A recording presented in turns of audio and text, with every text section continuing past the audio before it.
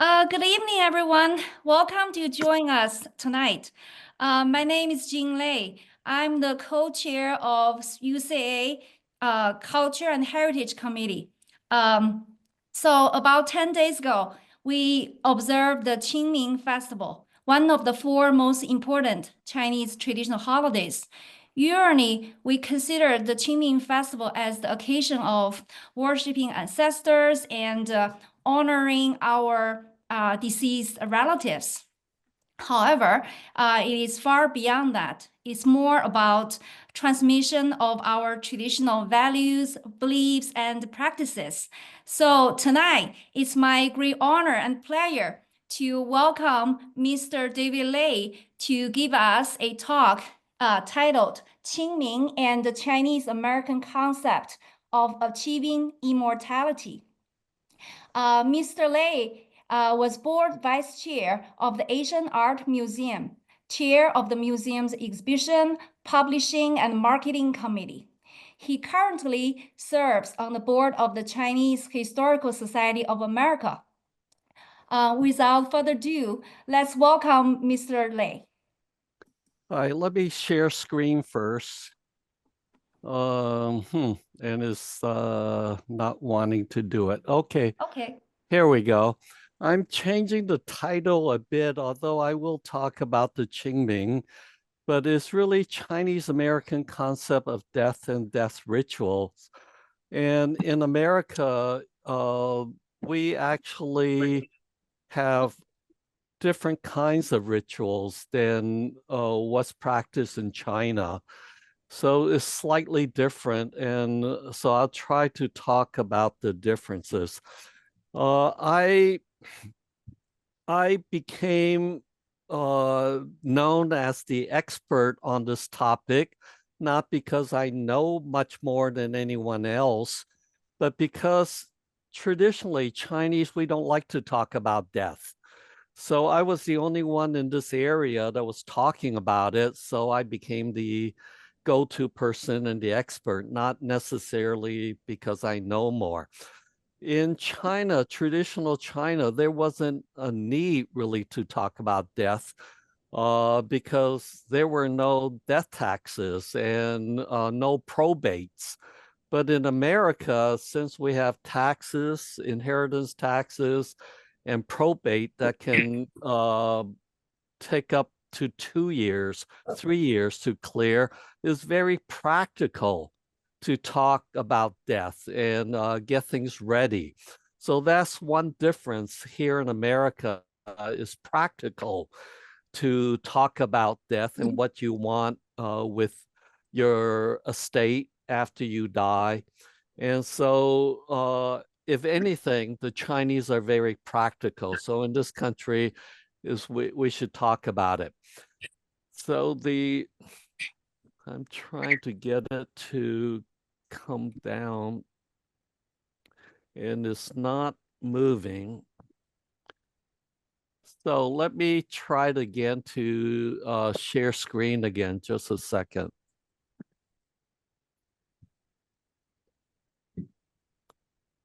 And see if this will work.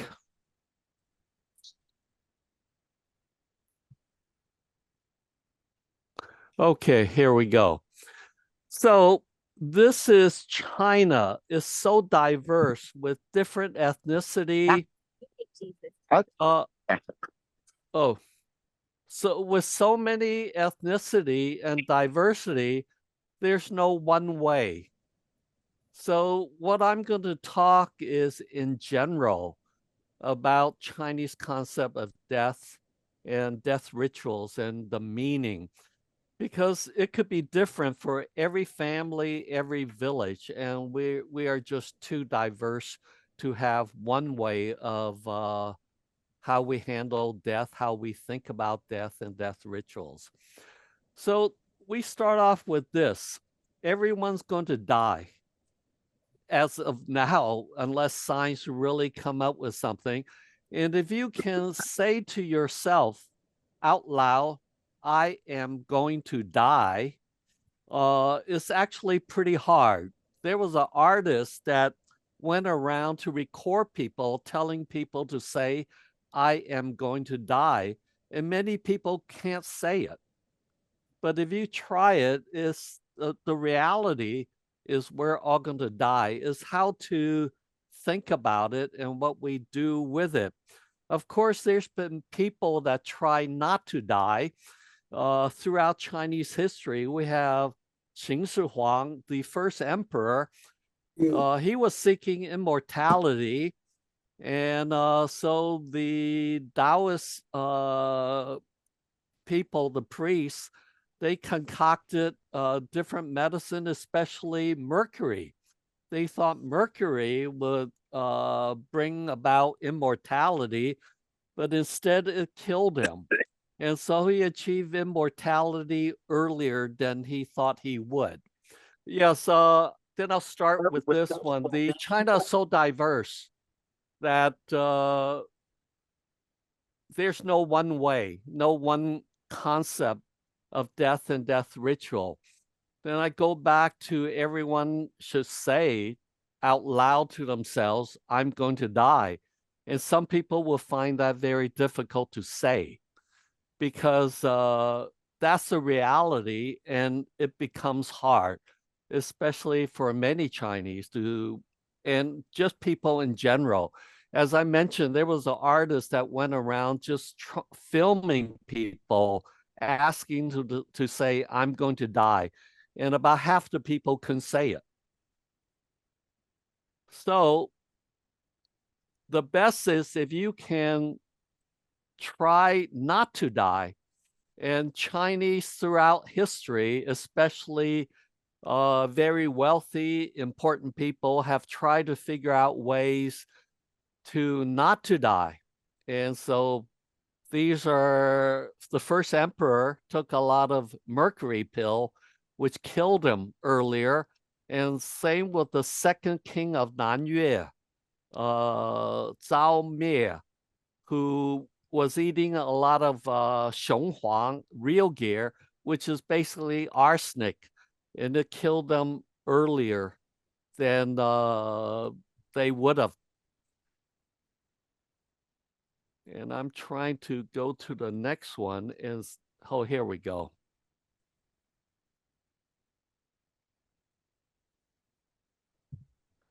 Are you seeing the next one? Yes. Okay. So what happens after death? Really, no one knows. No one's been really back after they die. So this is always a question.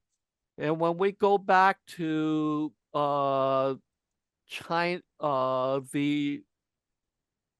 the philosophers in China, we have different philosophers. Confucius, he was very rational.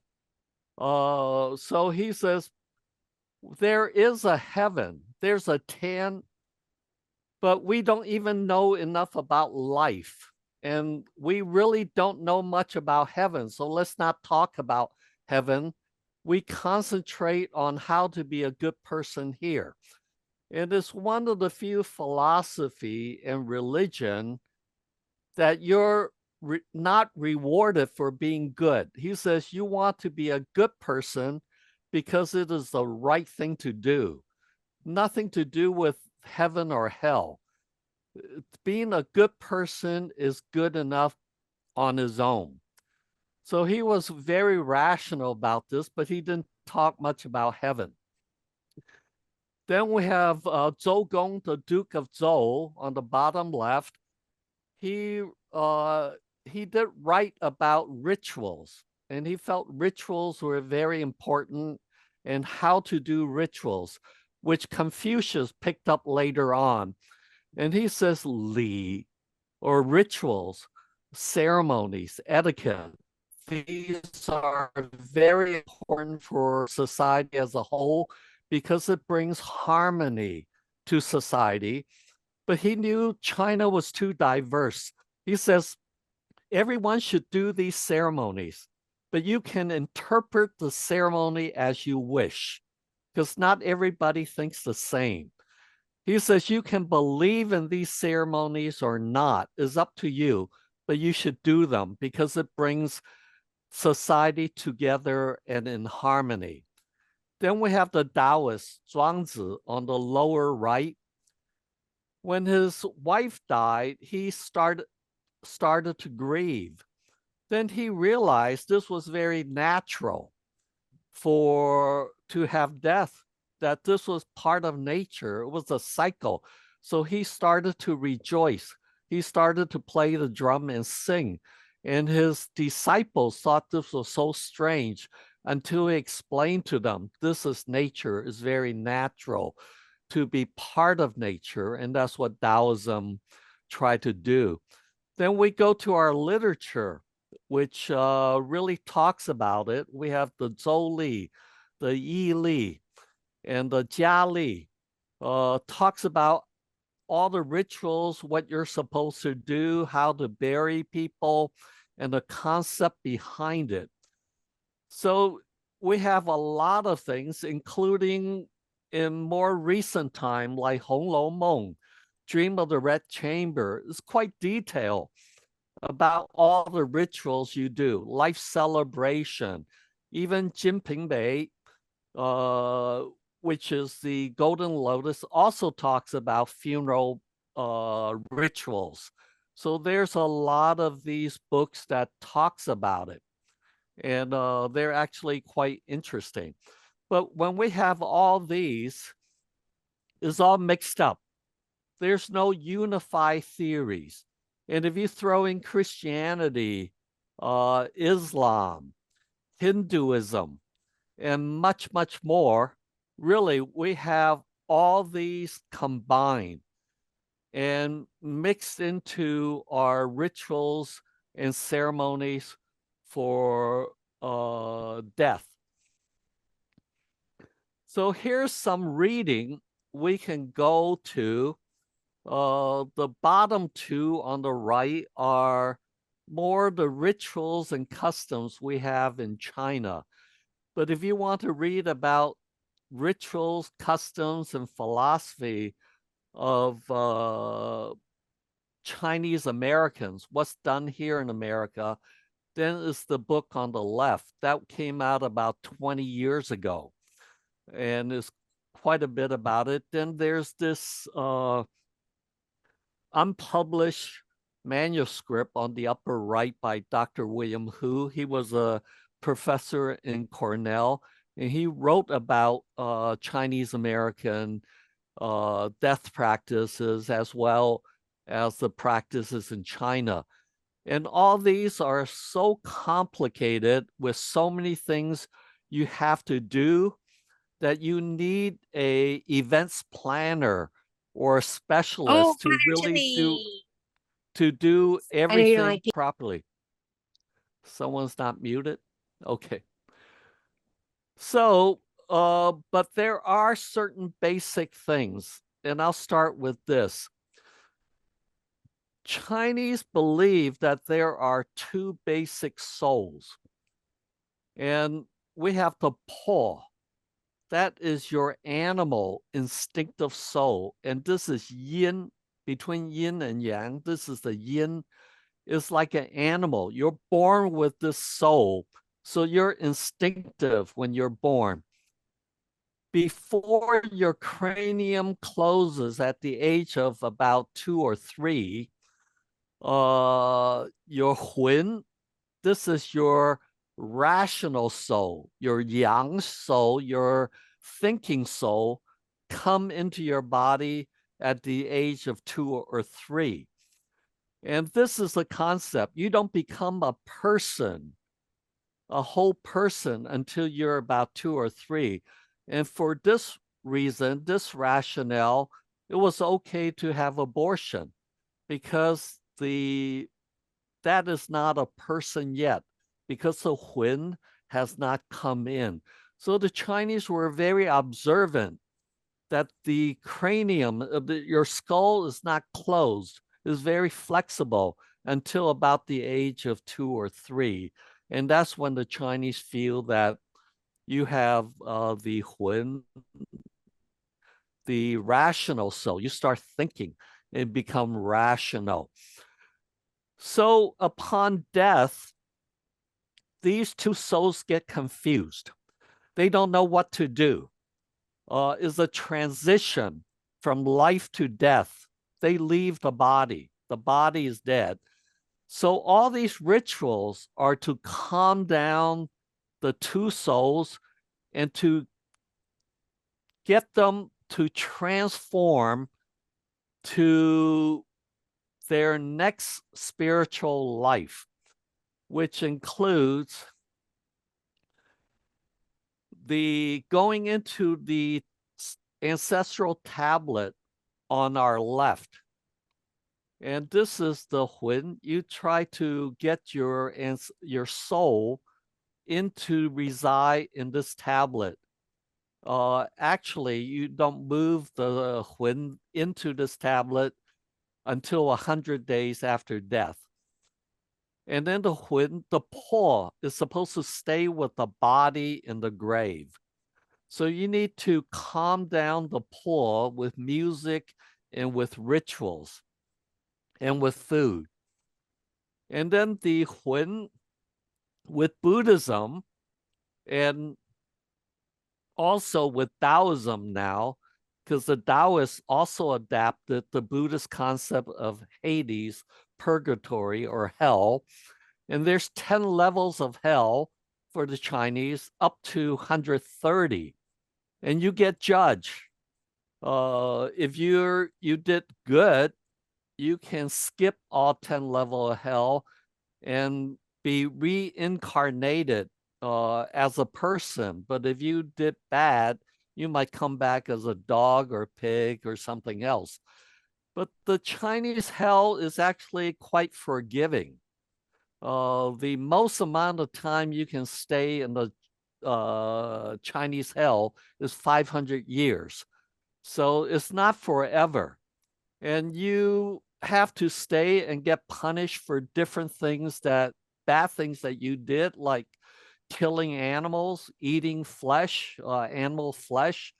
That's not good. And even things like not respecting the Chinese written words. That was very important. I think the scholars made this happen. Even in San Francisco in the 19th century up to the early 20th century, had a literary society that went around collecting the written words. You didn't just throw them away. You deposited them in special containers that's kept throughout Chinatown. And every week, the literary society would go and gather all these written words and go through a ceremony to burn them and then take them out to the bay and throw them into the bay, into the ocean. So there was this reverence for the written words. So if you just threw them in the garbage, you will have to spend some time in hell. But the worst punishment is if there's an argument between your mother and your wife, and you take the side of your wife, you have to spend 500 years in hell for that. I wonder who came up with this concept. And the theory behind this is you only have one mother, but for the male, you can have many wives. So you should always take the side of your mother if you don't want to spend 500 years in purgatory. So all the rituals is to help you go through purgatory, your soul to go through purgatory quicker by getting Buddhist monks, Taoist monks to chant and do the correct rituals. And you might spend less time in Hades and go to the Western paradise or go to paradise or be reincarnated quicker. And if you didn't do these things, you might become a hungry ghost. If you have no one to help you with these ceremonies, you might become a hungry ghost. And also for people who die a bad death, especially drowning for the Chinese, you become a hungry ghost. Or if you do not have descendants to pray for you and to think about you, you can become a hungry ghost. So you go through all these rituals to convert the po and the huin to become friendly ghosts, so they won't bother the living. And the concept is if these, your huin and your po, they are calm, and they are given rituals and food and money and clothing, then they will help the descendants. You will get auspiciousness, and most importantly, you will get descendants so that you will have descendants to do these ceremonies for you after you die. So this is the basic concept for all these rituals, is to calm down to two souls so they will stay in place. And so some of the things we do, because we bury certain things because the spiritual world is a reflection of the real world. And this goes way back to Neolithic times, where throughout all the dynasties, especially for wealthier, more powerful families, you have all these things that are burial goods that today we find in our museums. These were not meant to be seen, and they were not meant to be art. They were to help the souls to survive in the next world. But today our museums have taken these and displaying them as art.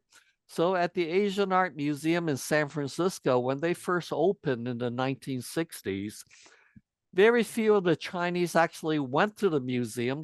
They protested, saying that these are funerary objects, and why are they showing these as art? They were not meant to be taken out. But because of these artifacts that we find in our burial sites, we're learning a lot about the different customs and the different thinking and how people thought in those days. It's through archaeology that we are finding these out. And one of the few things are these bead discs.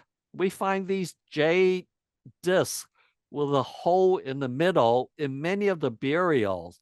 And when I first started to read up about Chinese art, I always see these at museums, and they didn't really know why there were so many of these in burial site. Like the upper left, you see they were always found in Neolithic graves up through the Han Dynasty. We see a lot of these.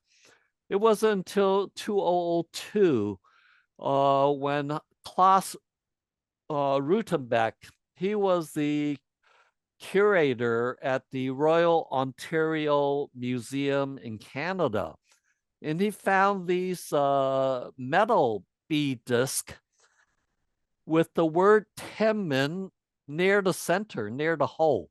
And if you look closely, you will see the word where the yellow arrow is pointing. So in reality, the concept was your soul go through the hole, and that was the entrance way to heaven, to paradise. So we have all these bead discs now. We think that's what it means, that it allows the soul to go through these holes to go to paradise. So from all these, we're finding out more and more information about burial practices. Now, for the Chinese burial, I mentioned there's so many things. It's too many to really go through all of them. And if you really have interest, email me. My email will be at the end, and I'll send you a list of do's and don'ts. There's just too many to do. We start off at death. There's a lot of wailing. You're supposed to put the body on a plank in the main room. You have to go and buy water to wash the body, and you have to announce the death to the city god, to the Tudigong, the local deity, and then to all your relatives and friends. And there's different ways of doing that. Then you will have to wake, and you would invite Taoist priests or a minister or a Buddhist monk to come to do the chanting. And there's oftentimes music with that to calm the souls, the po and the huan, and presentation of food. You need to be sure to feed the souls at least twice a day, and there's specific food to feed them. Then there are the ritual clothes you have to wear. Many other things you have to do, including the caskets. And many people in traditional China would buy their casket decades before they die. And every year they would put a coat of lacquer on it to make sure the casket would be waterproof. And it's good to have the casket at home because it's guan cai, guan meaning to have position in life, to be a guan, to be a minister, and cai is wealth. So to have a guan cai at home was to bring status and wealth inside the home. Then you have to prepare for things for the funeral.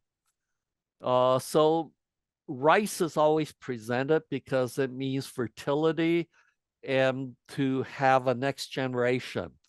Because the body came from the earth, from the Hua, the concept is man is made from clay, from the earth. So in death, you go back to the earth to grow rice. So rice is very important. And of course, for feeding the dead, the chopsticks are placed into the bowl straight up. So in life, you're not supposed to put your chopsticks like that. That's only for funeral feeding the dead. And you don't want, in life also, when you go to a restaurant, you don't want to have all your dishes lined up in a straight line. You kind of want them to be up and down and mixed, because only at funerals will you line up all your dishes straight. So for the people who believe in this, when they go out and eat and they see the food are lined up straight, they will always mix them somehow so that they're not in a straight line. And then for the pork, this is very important. Pork is so much part of the Chinese diet. And you don't, at death, you don't have a whole pig to worship your ancestors or to have reverence for your ancestor. In traditional China, you will only present the head and the tail, and it's the daughters you have that are married out. Because when you marry them off, you present a pig to the male side of the family for your daughter. So when you die, your daughter's supposed to bring back the head and the tail for your funeral. But today we still see a lot of just the head and tail, and they don't even have to be pork. A lot of them are made out of dough. It's symbolic for that, but it's the concept that the daughter comes back and bring back descendants and fertility back to the family. Then of course you have a lot of hell money and ingots to make sure the spirits have money to spend in the next world, incense, ingots. And evidently US dollars very popular because maybe you get a better exchange rate in heaven for US dollars. And today we still see people burning houses. Upper left is a paper house. And even in the last 20, 30 years, we have computers and even credit cards now. We've gotten very modern. So all these traditions do change, and including a servant On our right, of course, a paper servant to go with you, to help you in death. And you will notice in Chinese funerals, there are usually more female than male. And this is an old Chinese custom philosophy value that death is very yin, is feminine, is negative, is sad, instead of yang, and male are yang. So this is very bad for a male to show up for a funeral. They're at risk of being harmed. So unless you're really closely related, men are usually excused from going to the funerals because it's so yin. And that's the philosophy. So in Taiwan and in China for about 20 years ago, they started to have exotic dancers at the funeral to attract the men to come to the funeral so that you will have face for your dead relatives. So this is something that's still in Taiwan, is passed on generation to generation. Even the performers, these dancers and singers, they are several generations in this kind of business. So it's been traditional. But in China, it's just come out in maybe 20 years ago for a short while. Then the Communist Party put it down. Then in San Francisco and in America, it's really quite different because of the concept that the Chinese came to America to work, to make a fortune, to get higher pay. They kept the families in China because this was a hostile environment for the family.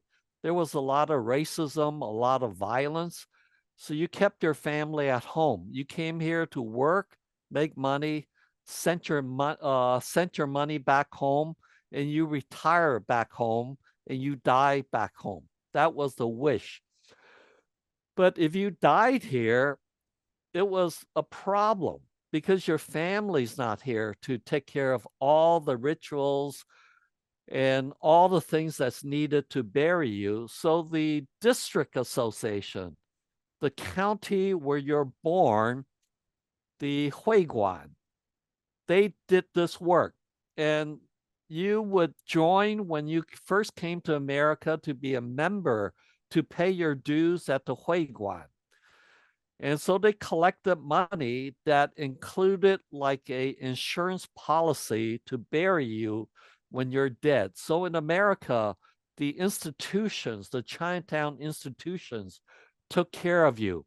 And if you did not belong to one of the Huiguans, we have Tang, we have the Tongs, and you didn't have to be from a specific district or a specific last name, and the Tongs would take care of your funeral and your burial and do the rituals for you, like Qingming.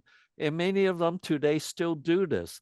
The family association, the district association, and the Tongs, they still have Qingming festivals for the forgotten Chinese, Chinese that are buried here, left here without families. So they still do all these rituals. And we do a combination of Chinese traditions and a lot of Christian tradition because they're by 1882 with the Chinese Exclusion Act, the monks, the priests, the ritual specialists were considered laborers. They were not allowed to come to this country anymore. So there were very few of these specialists that could handle these funerals. So most of these funerals for the Chinese after 1882 were handled by Western mortuary, and many of the Christian and Western customs were included in the Chinese customs. including riding in the hearse, and the bands that we have mainly in San Francisco to have a procession throughout Chinatown and to have the band. And this concept started in the early 1900s with the founding of the Cathay Band. Wilson Wong was the main founder. He was a co-founder. And interestingly, he was one of the bone collectors. The Chinese, because the family was in China, wanted their bodies or their bones to be sent back to China. So it will be, all the rituals will continue in China because there are no families here, family members here to take care of them. So this was important. So Wilson was one of these person. Oh, so you bury the body here for about 7 to 10 years. So the flesh rots away and you only collect the bones because the flesh is yin, they're negative and they carry diseases. So you want to get rid of the flesh, but the bones are yang. So Wilson would be sent out all over the Western US, wherever there are these cemeteries, to collect the bones for each huiguan, each county, to be taken care of. He said it took 5 hours to do one body, and he will have a chart of all the bones he needs to collect. Is a drawing of each piece of bone, and he had to place the skull, the finger bones, the toe bones in place. And it would take him 5 hours, and he got paid $2.50 to do that. And there were quite a few of these bone collectors to do this. And we know a lot about this process and this tradition from Mark Twain. He was a journalist in San Francisco in the 1860s. And he wrote in detail, very clearly, why the Chinese did this and how the Chinese did this. So today we still have the Cathay Band, but it's now called the Green Street Band because they have to be union members. We have very few Chinese now in this Green Street Band, and about 30% of the people that have funerals in Chinatown do hire a band and have a procession through Chinatown.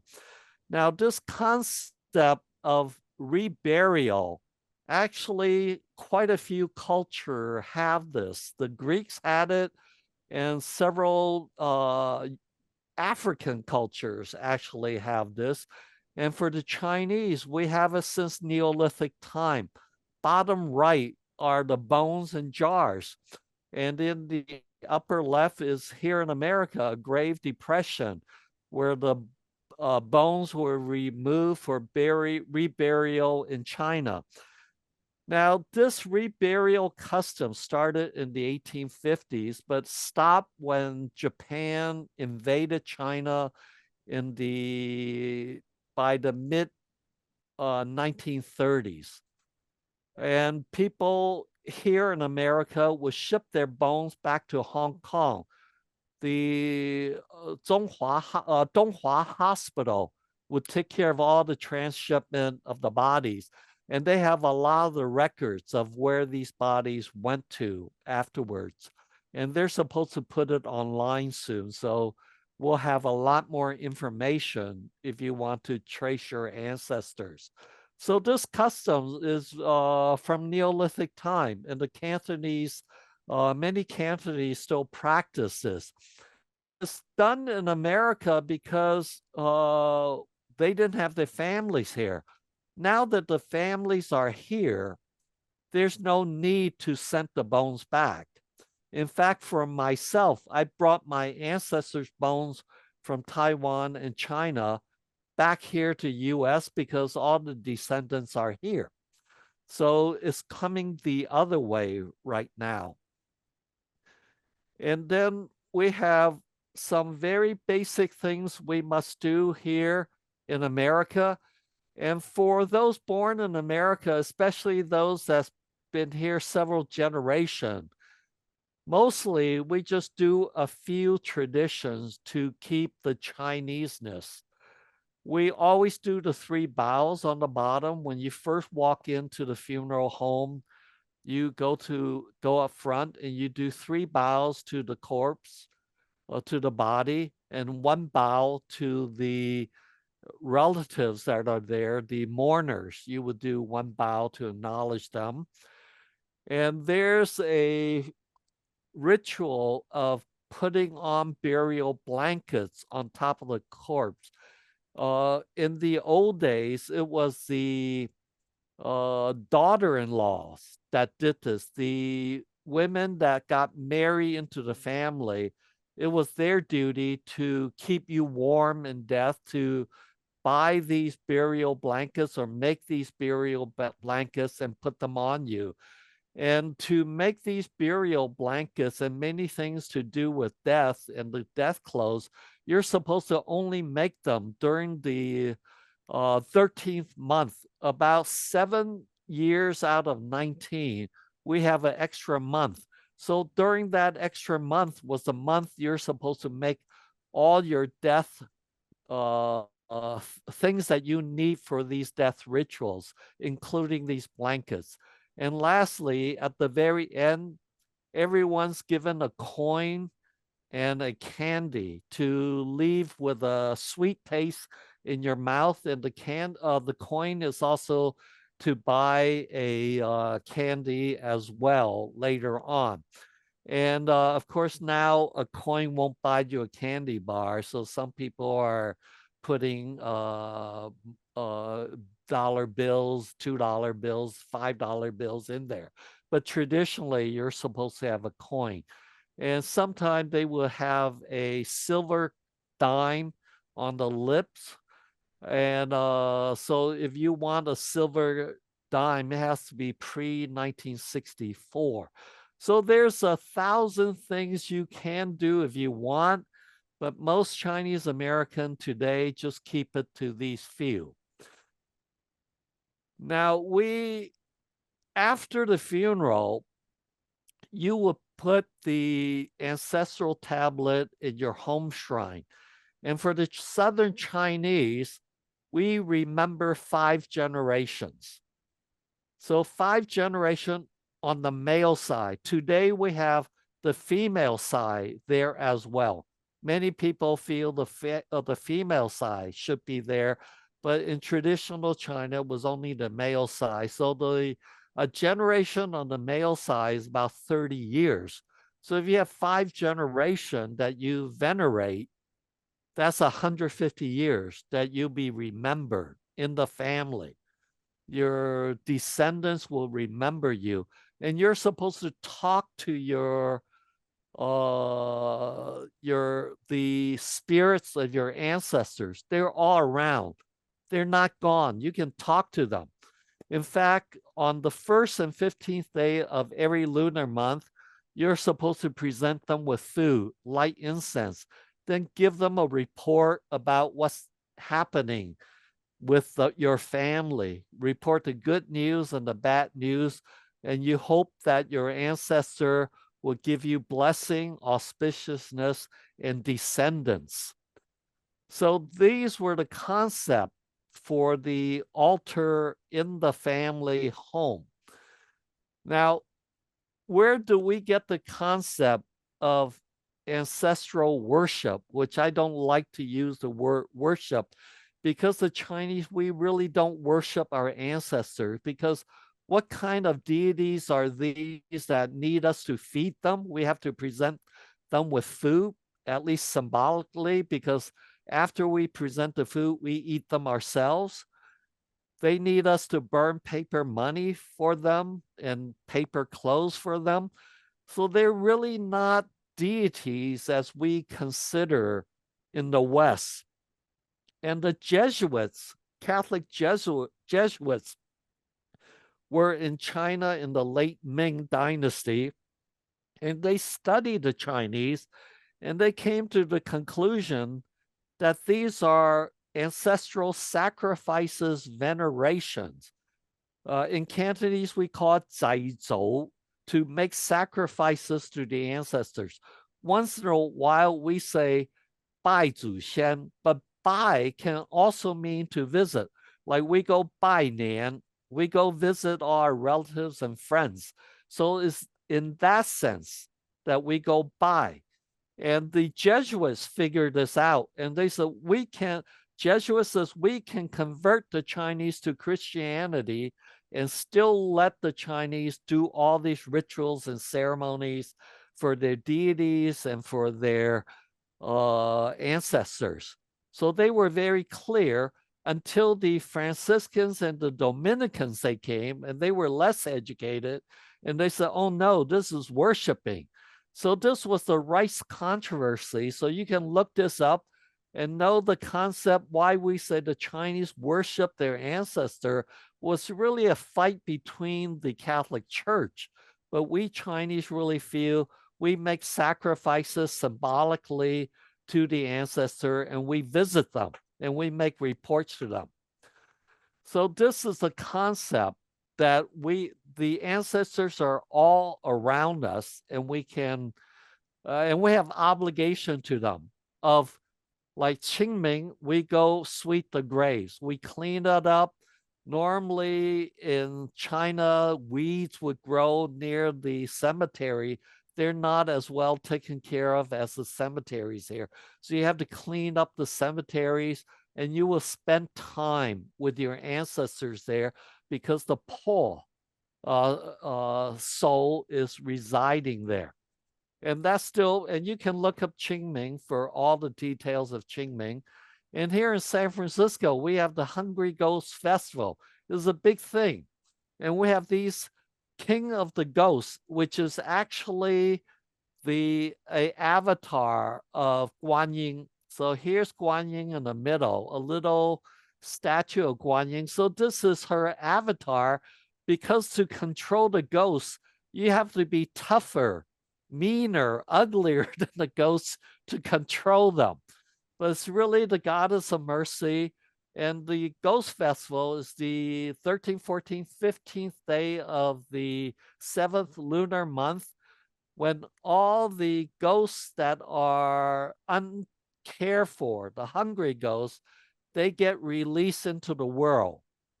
And we Chinese want to take care of them, especially if we don't know where our ancestors are buried. If we could have a loved one that we don't know where they're buried, and we hope someone else during Ghost Festival will take care of them in their locale. So we do these for all the hungry ghosts. And then also Congyang is honoring the elderly and also our ancestors, that we go through a lot of these rituals. Now, all these rituals, a lot of people, especially American born, sometimes feel uncomfortable with all the bowing because it's thought about as being superstitious. But for the Chinese, these rituals are actually very beneficial. And for me, they would not have lasted so long if they don't have psychological backing. So today, Professor George Bonanno at Columbia University, he studied grieving, how people grieve when a relative die or close one die. And he studied cultures throughout the world. And he came to a conclusion about 20 years ago with his book called The Other Side of Sadness. He said the Chinese grieve the least, and the Chinese bounce back from grieving the quickest because of our beliefs and our rituals. Because we believe we still have obligation to our ancestors to do all these rituals for them, burning the paper money. 1st and 15th day of every month, we present food to them, but we eat it ourselves, and we think about them, we talk about them. So it's psychologically very beneficial to continue these values. In life, we have obligations to our parents, our grandparents. They have obligation to us. And in death, these obligation continues. So they're not totally gone. And that's the reason why we bounce back quicker, according to George Bonanno. So these rituals actually psychologically are very beneficial if we look at it that way. And even this Pixar movie, Coco, talks about this. Everyone's going to die, but it's a human need to want to be remembered. You want to have, especially your descendants, your grandchildren, your great-grandchildren, to know something about you, some impact, some good that you did with your life. And this Pixar movie, Coco, talks about that the spirit, your soul, even in heaven, only lasts until the last person on earth remembers your name and remembers something about what you did. Because if no one remembers you, you never existed. So we Chinese are very lucky. This human need of needing to be remembered, the Chinese, we institutionalize this with our rituals and with our zupu. So all Chinese, we keep account of all our ancestors. For me, I'm able to trace my ancestry 146 generation, 4,727 years. No, I take back 4,723 years. And this zupu that my father gave me traced my ancestry back 800 years to when the Lees first came to Guangdong, running away from the Mongols. And in there, it has maps of the location of the burials of the ancestors. So it's comforting to know that generations, even thousands of years from now, your descendants will know something about you. We Chinese are very good about these, to keep these, to institutionalize these human needs. So all these things we think are superstitious or not useful actually has a lot of use. So it's something for you to think about longer term. And I'll end it with this. My email is here, and you can always email me if you want to contact me for more specific. There's really way too much to cover. So I'll take question and answer right now. I think I've already gone over time. Thank you so much, David. You gave us a wonderful talk. So yeah, next, please feel free to send your question in the chat or raise your hand.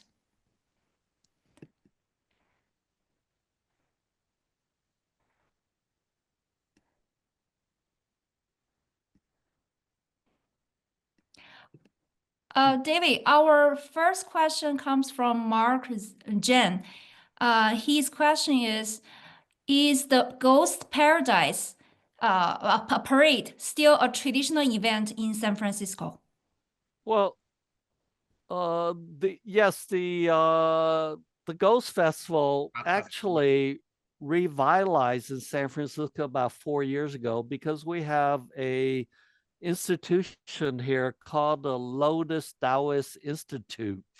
And they brought this back during COVID to start it with a fire dragon, which is still practiced in Hong Kong during the Mid-Autumn Festival. And the fire dragon is supposed to dispel plague. So when we had COVID, they started off with that. Then they brought in this giant king of the ghosts, which is the avatar for Guanyin. So it's a big festival. Many organizations get involved. There's a big parade. Then we meet at our Chinatown Park and have a lot of entertainment. So a lot of people come from that. And it's to think about your ancestor, especially feed those forgotten souls that no one's taking care of them.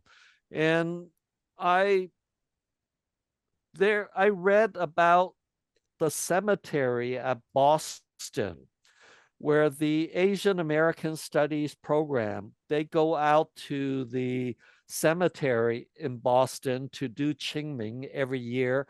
And one of the girls there says she goes out every year and makes sure she does it because she's from Vietnam. She says because of the war, she has no idea where her mother's buried in Vietnam. So she comes out to the gravesite in Boston to take care of all these graves in hope that someone in Vietnam will take care of all the graves there, including her mother's. That's why it's done. And this is a Chinese concept that you might not be able to take care of your own, but you take care of others and hoping others will take care of yours. So the Ghost Festival is important for this. Okay, thank you. I saw Chloe raise your hand. Is Chloe still here? Chloe Cole.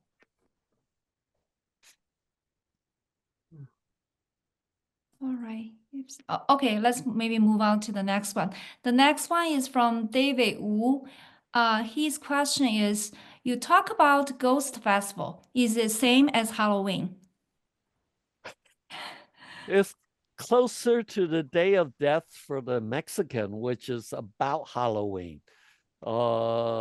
Actually, it goes a day after, where the Mexicans would go to the gravesite and spend time with their relatives. For the Ghost Festival, you don't go to the grave.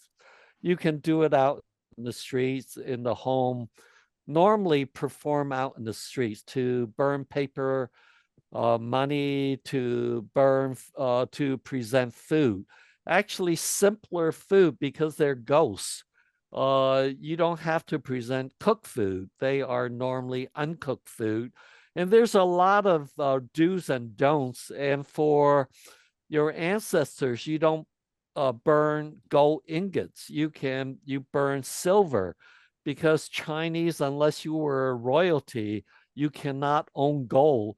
So your ancestor, unless you're royalty, burning gold for them, they won't ever receive. So there's a lot of these do's and don'ts, but the Ghost Festival are for hungry ghosts.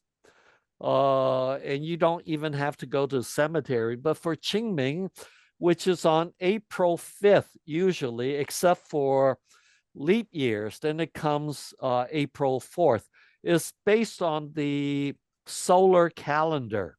Is 106 days after the winter solstice. So it's solar, is always on the 4th or the 5th. Depends on if there is a leap year or not. Whereas Easter in the West, that's based on the lunar. It's the first Sunday after the first full moon, after the spring equinox. So you look for the spring equinox, March 20th, 21st. Then you look for the first new full moon after that. Then the first Sunday after the full moon, and that's when Easter is. So the tradition that we have are quite different. But for Qingming, you do go to grave site and bring food, paper money, certain rituals, and you spend time with your ancestors. You talk to them there. You can have a picnic there. And a lot of friends can gather there because everybody goes there during Qingming. Okay, thanks for your explanation, David. Our next question is from Zheng Yuanzhu. Has there been an instruction book published to help Chinese Americans follow those rituals? If not, do you have any plans to write one? I think rituals are powerful and meaningful only if it means something to you and your family. So I think every family should start their own traditions. there are some certain tradition that all Chinese do practice, and that's what makes you Chinese. You do these rituals and practices. The very fact you do them means you're Chinese, and you do something with 1.4 billion other Chinese. And it's really incredible. We Chinese have these rituals and tradition, and I want to be Chinese, and I want to be part of it, and to be transnational, to be comfortable with other Chinese. And according to Confucius, if all Chinese do this, we have something in common, and so we have harmony. So, like the Mid-Autumn Festival, I know 1.4 billion Chinese will look at the full moon with me that night. My ancestors all looked at that full moon at night. What other culture does this? To share that something in common. So wherever I travel, I meet other Chinese. I know that Chinese will look at the moon every mid-autumn, will take a day off for Lunar New Year, would have certain food that they'll eat at Lunar New Year. So we share something in common. I would feel very close to that Chinese because we share this thing in common. We can interpret what we eat differently, why we do things differently, but we all do it. So Confucius is correct. If you do these ceremonies, you don't have to believe in them. You can interpret them as you wish, but it brings people together. So this is, you make your own tradition for your family, then you follow these. You can read that book that I had up that was published about 20 years ago about traditions here in San Francisco. But there are many books, and you can look up online on Chinese tradition. Pick the ones you like that says something to you. What is important to you? And you follow that and you pass it down to your children and your grandchildren.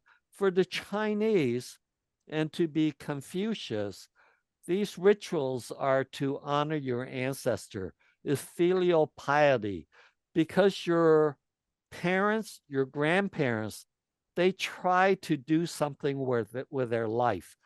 They learn something. They try to be good people, 怎么样做人, which is very Confucius.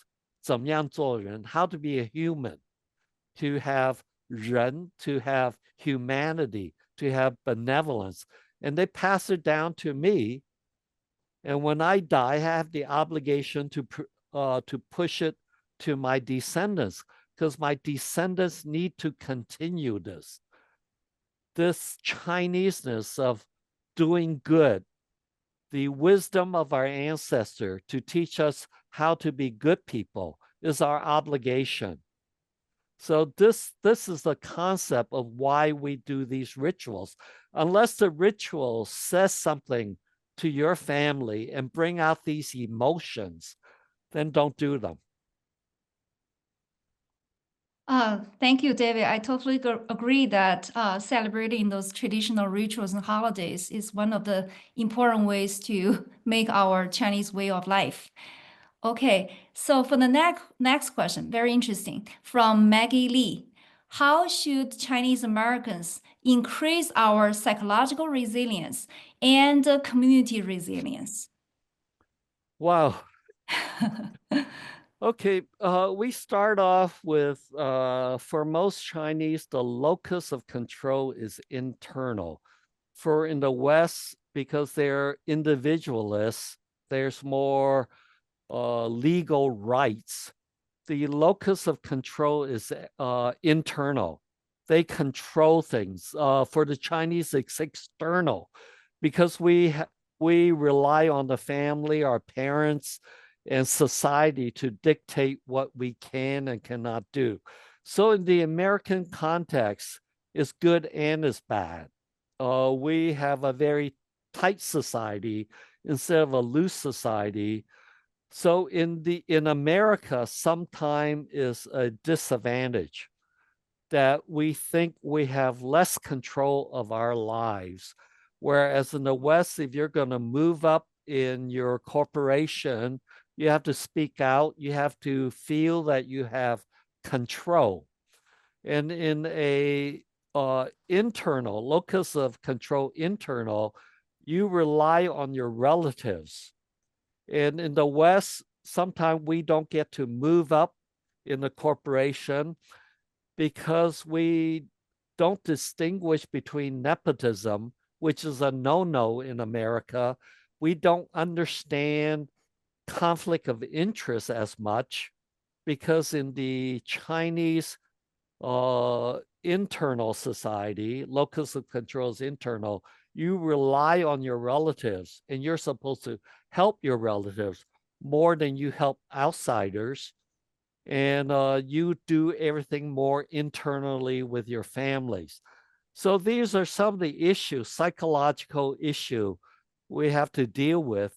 There's a lot of benefit to being Chinese because of the values we have. Values for education goes right to the top. Value of reciprocity. Someone does something for you, you owe them a favor and you will do something for them. So you build up your network.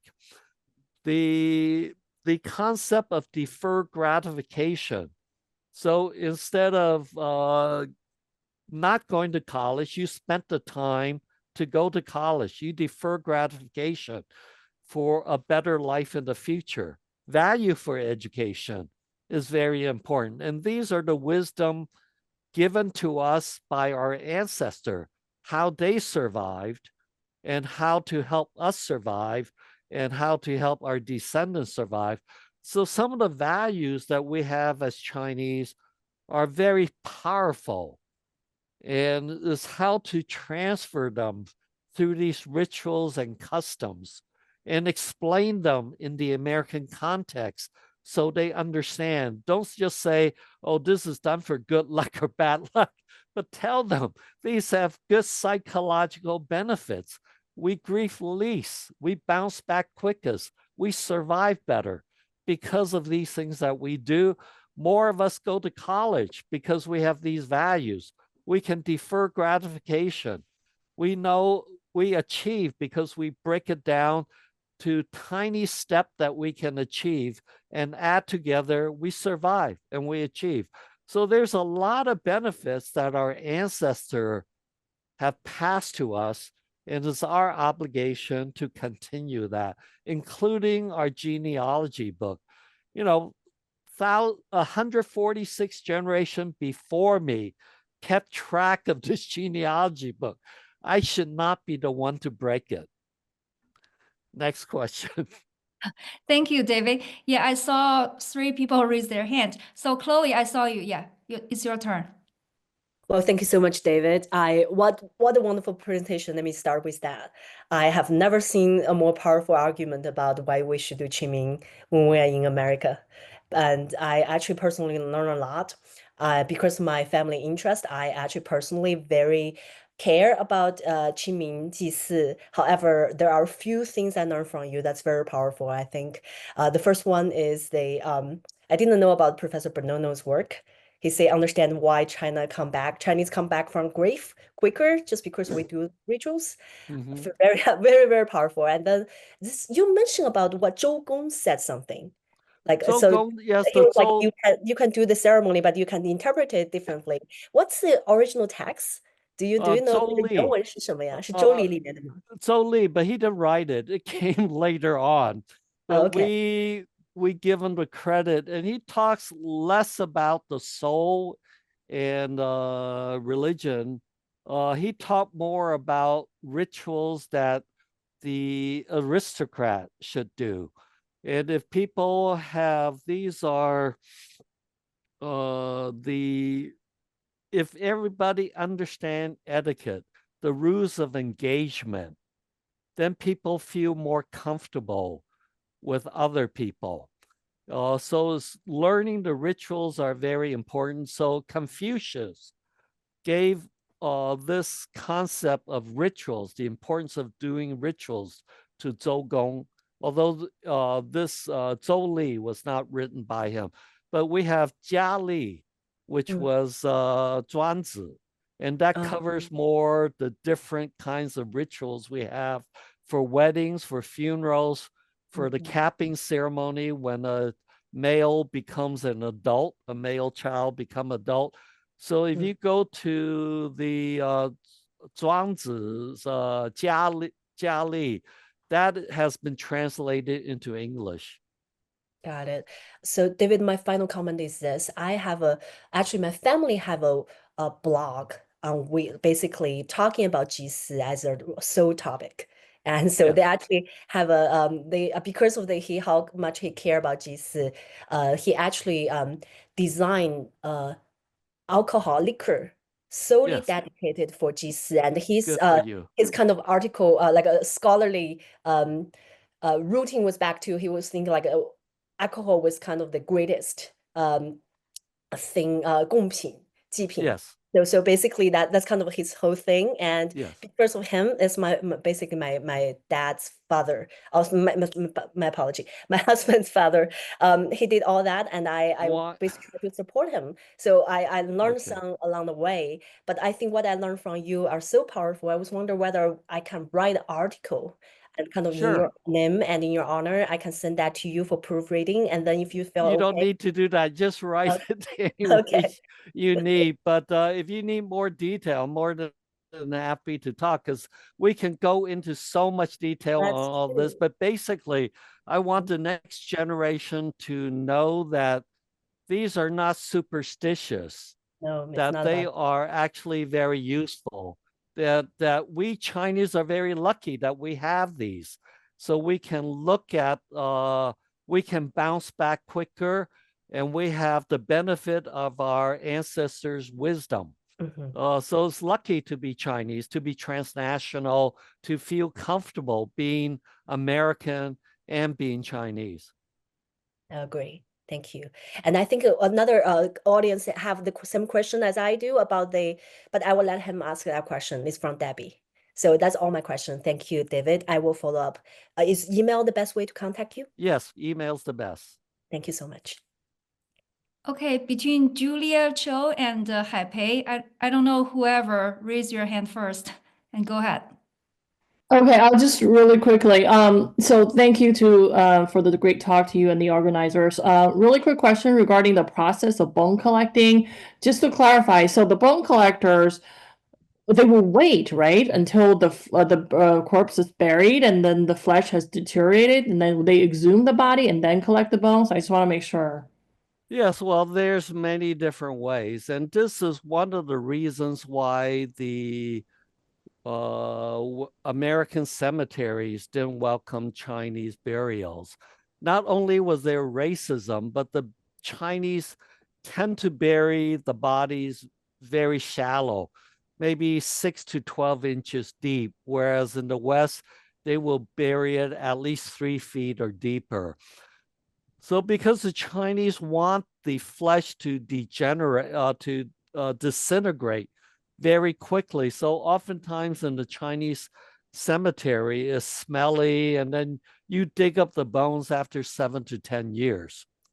And it becomes a mess, gruesome, and all this. So a lot of times the American cemeteries didn't want the Chinese. So very quickly, the Chinese had their own cemetery. And it's this concept of yin and yang. And it's cheaper to ship back just the bones than the whole body. And it was not the family that paid for this, but the Huiguan, the district association. They collect the money, the membership fee, and the exit visa. When you go back to China, you had to pay a fee to your district association, or else the shipping line will not even sell you a ticket. So that's how they got paid. And a lot of money was involved for these reburial. And look up Mark Twain called Roughing It. And he has it in there about how the Chinese bury the dead and the reburial and to pull out the bones again to send back to China. Okay, thank you so much. All right, Haipei, it's your turn right now.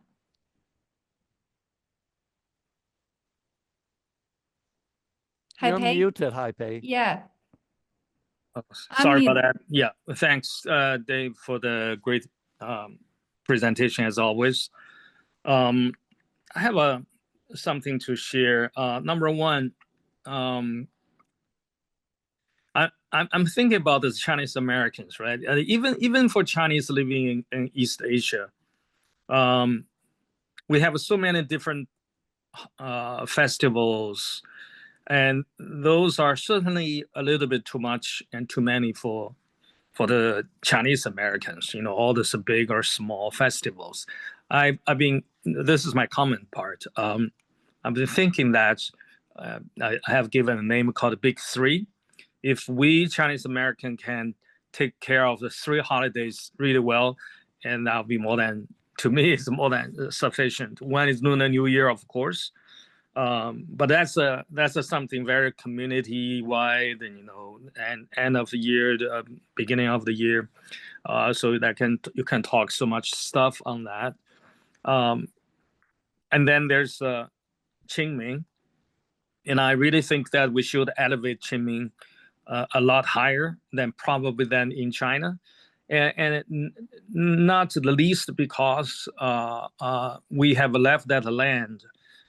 We even have a stronger need, especially for our future generation, to know who we are, where we came from. And with that in mind, you actually need to take Qingming a notch above. And the last thing is, of course, is Zhongqiu, the Moon Festival. So if somehow we can make these three holidays in a very interesting way, I think that would be very good. Now, the problem is Qingming, as many of you probably have experienced, we don't even know how to celebrate or commemorate Qingming holiday. What is anything special to do, or what is that one most symbolic thing to do? What are those things that is both practical and meaningful for diaspora group like us in America, right? So we do have a strong need to figure that out. That's kind of my general comments. Now, my question to you is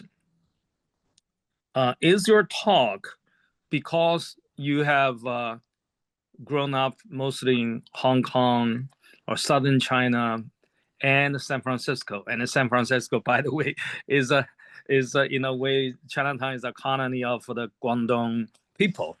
So everything, or largely, is Cantonese or Hong Kong. Is there any kind of bias, or not necessarily bias is not good words. Is there anything that you have omitted the Northern China part? Now, I grew up partly in Northern China and in Sichuan province. And, growing up, I don't know any death rituals, except it's a sad, occasion. Nothing more than that. It just somehow feel like everything was being eliminated to our death rituals. So that's my question to you. Do you is there anything that you're sampling is a kind of a Southern China centric or things like that? The last, and I would hope that you can rephrase the part about eternity. That is the title, that's the word in our title of the talk. And I once have heard you talk in Zhonghua Huiguan in San Francisco very beautifully and very philosophically about why Chinese do this ancestral worship, quote unquote, and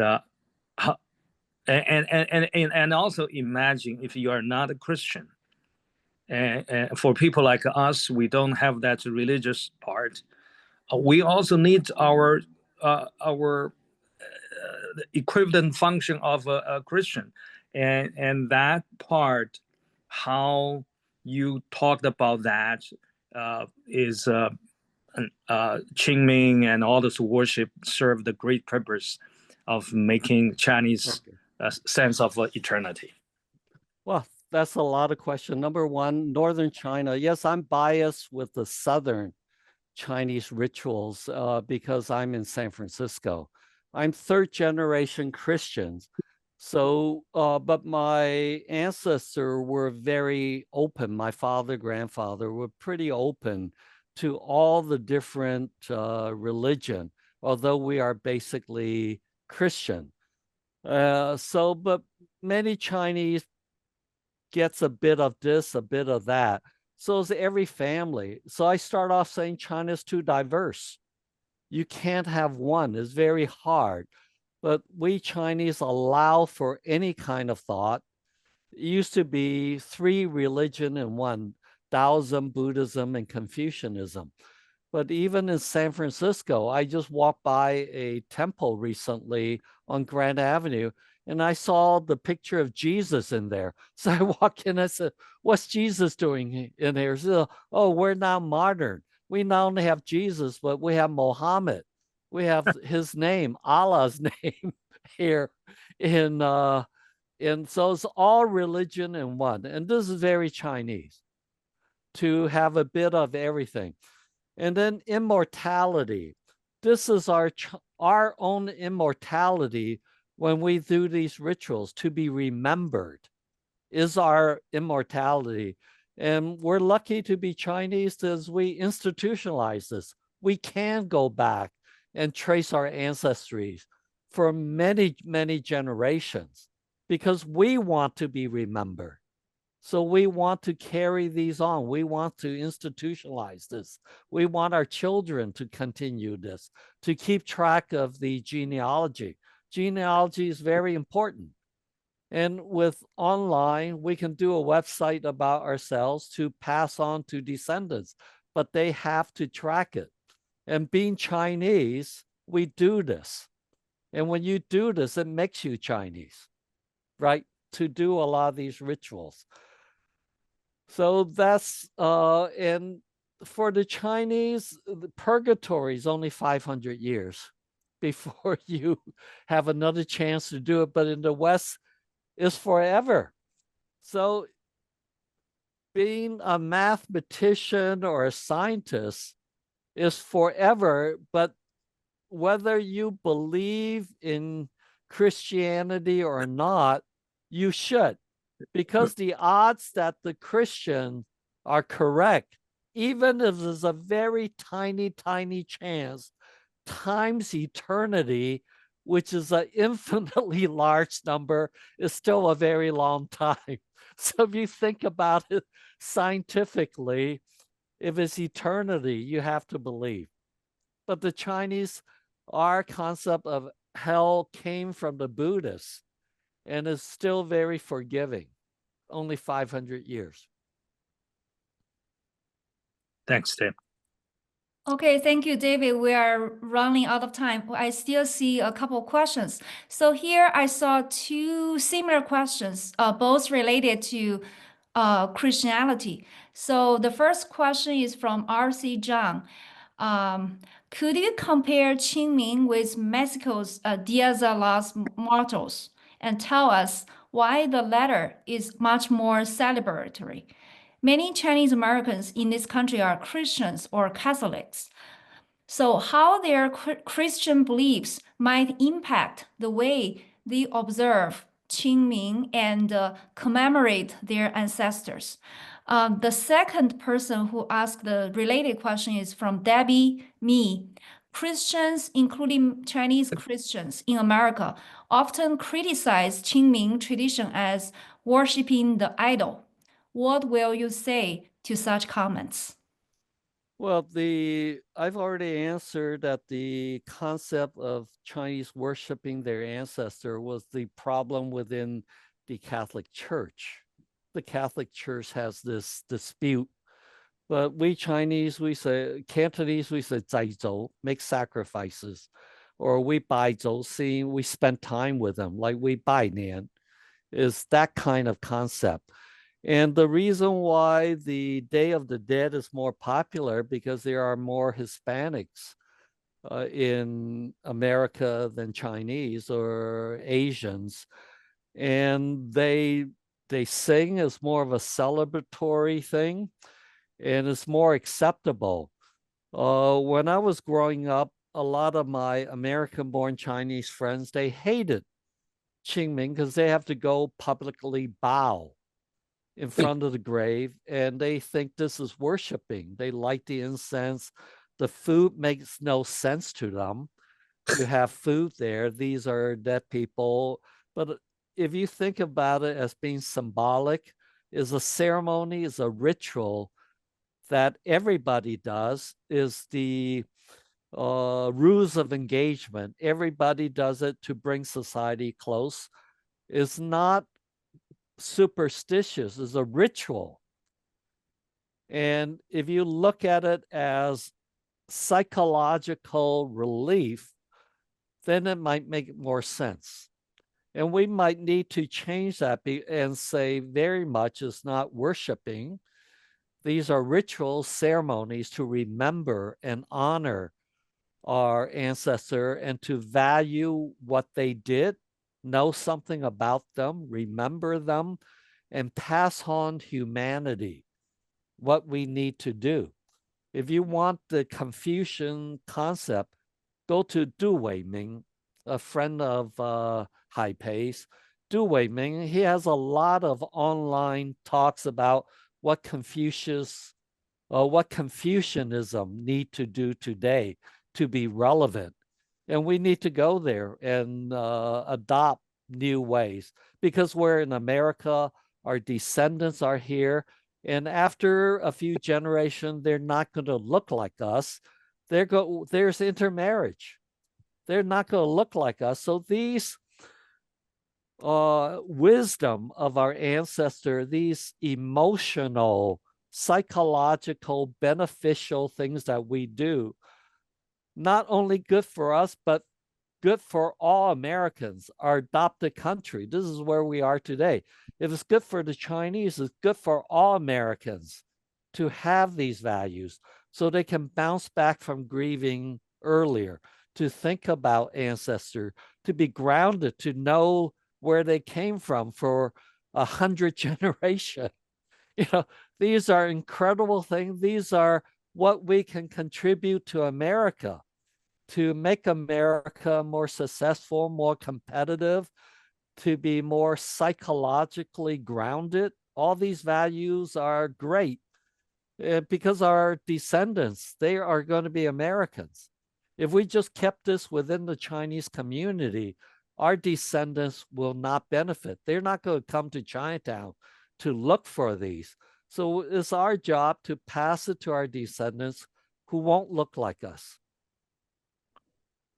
Oh, David, I think excellent point. We're not just supposed to hold on to those traditions with our Chinese community, but also contribute to the greater American society. Excellent viewpoint. Okay, next, Jack Ding. You're muted, Jack. Thank you, Dave. My question is very simple.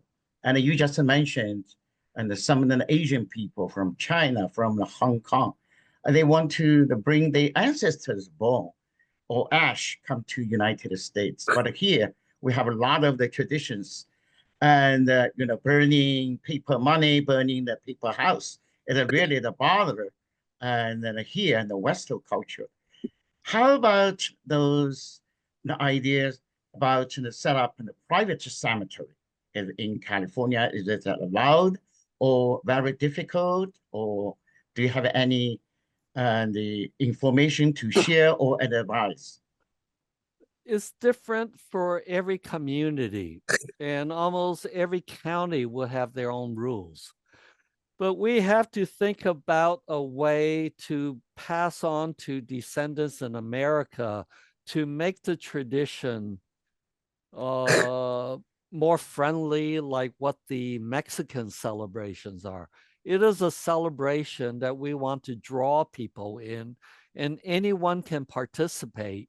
We don't want to make it so difficult and to have to explain too much what the ceremonies mean. But in reality, for the Chinese, these are rituals, these are ceremonies.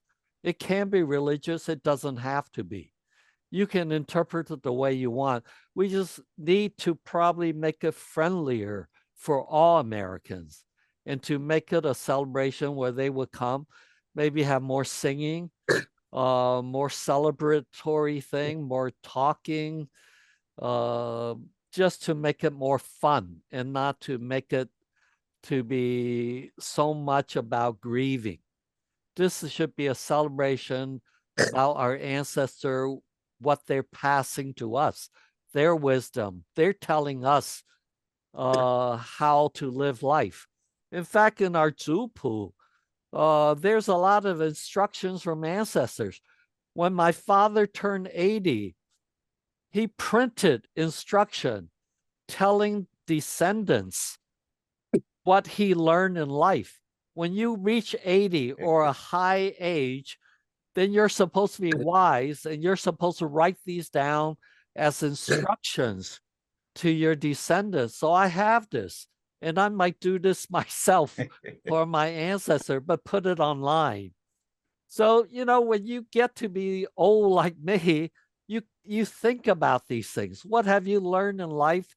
And what do you want to teach your grandchildren, your great-grandchildren?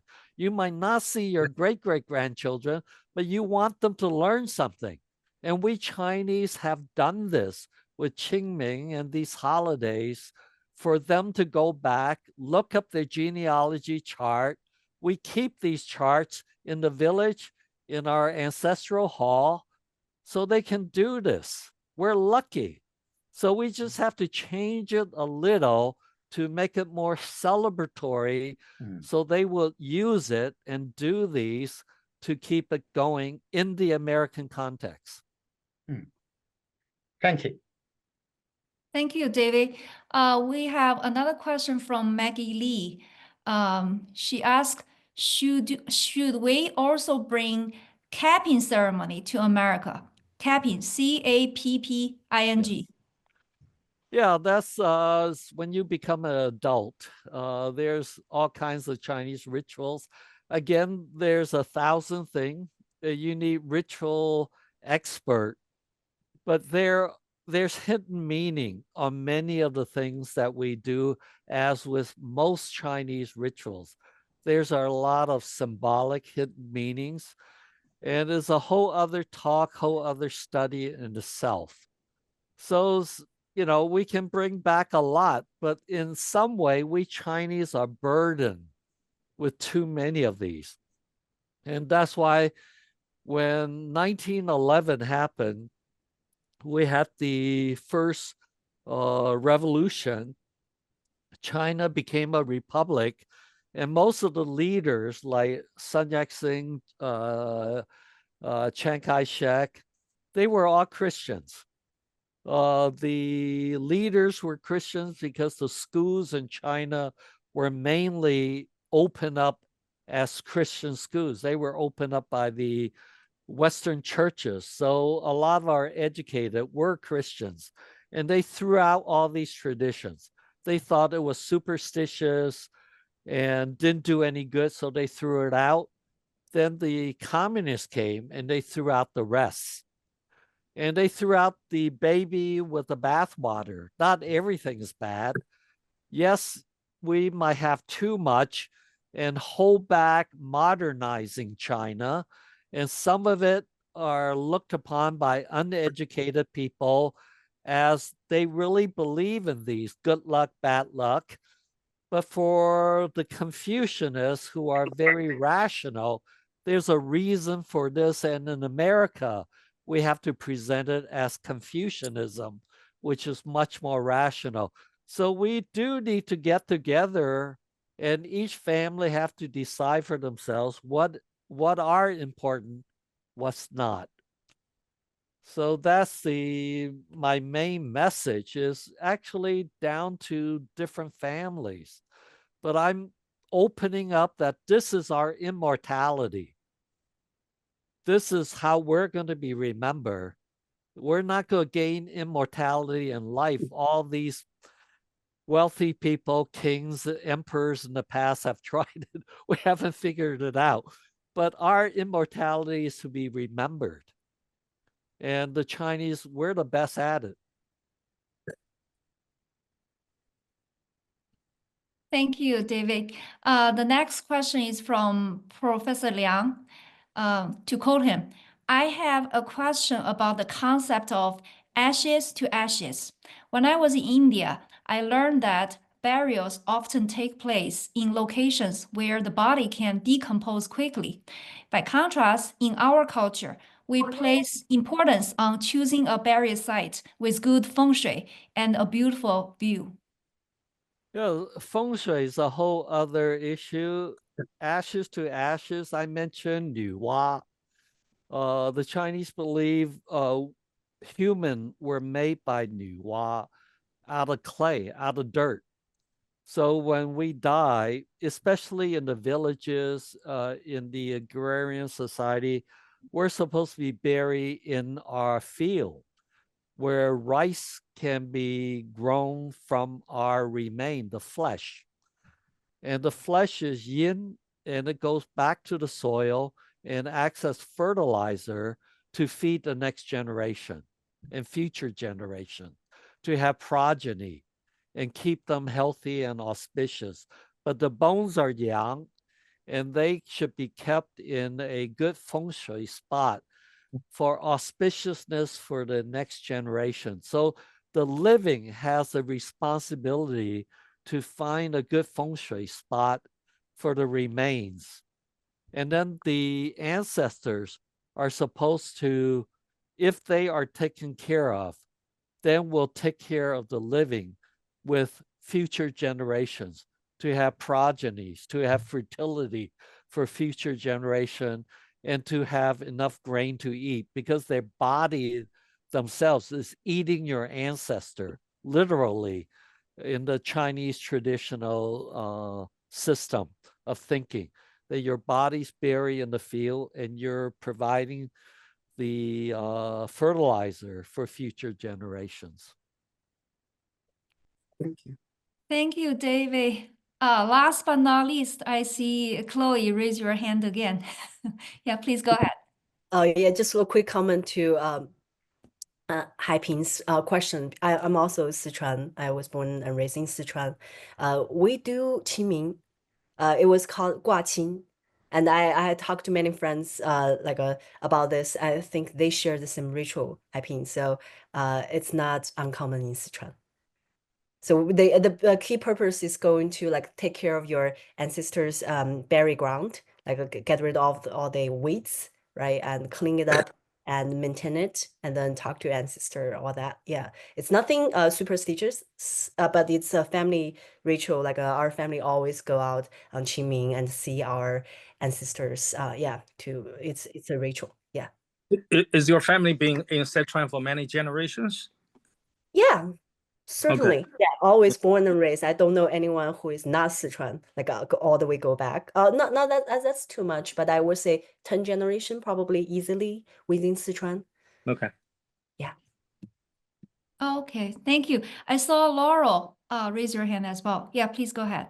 Hi, hi, Jing. Thank you for taking my question. So, I just want to share this. I recently visited a big cemetery in New York suburbs, and I noticed that all the Chinese and the Asian headstones are all put together on a few sections together. Many of them have Chinese names on the headstones as well. So I just found that very curious. I don't think the management are doing sort of racially segregated cemeteries. I think they might feel like people will find it comforting to be together with their own people. But just sort of would like to see if David or anyone else has experiences about these, how cemeteries do their business in America, for Asian people, Chinese people, because you know, I noticed that they do this very intentionally. Like some names are like for younger people. They clearly have like an East Asian last name, and don't have like, you know, names in Chinese or Korean.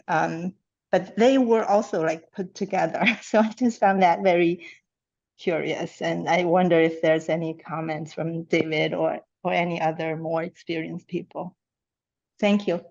I would say the Chinese, we discriminate the most.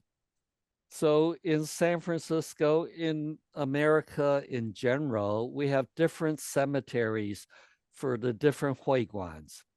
The Taishan Huiguan called Ningyang, people from Taishan, which is the largest group of Chinese in America until about the 1970s. About 60% of all the Chinese in America were from Taishan and Guangdong. So they have their own cemetery. Then the other 6 major Huiguan, they have one called Liu San. So they have their own cemeteries because if you're from a different district, you would speak a different dialect. So you can't even communicate. You will have your own different kinds of food, your different deities, your own rituals. So they're kind of separated that way. And even within Taishan, if you're from Taishan, we have our own cemetery, but they sell the section of the Taishan cemetery to the different last names, the different surnames.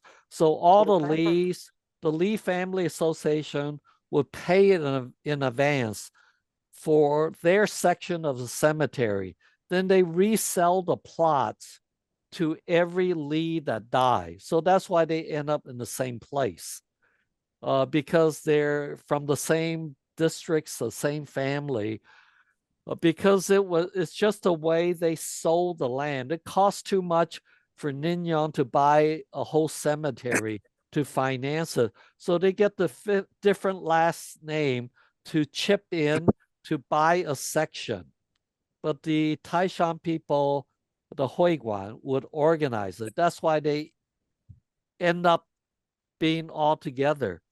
Then for Western Cemetery, I've talked with many of these cemetery management.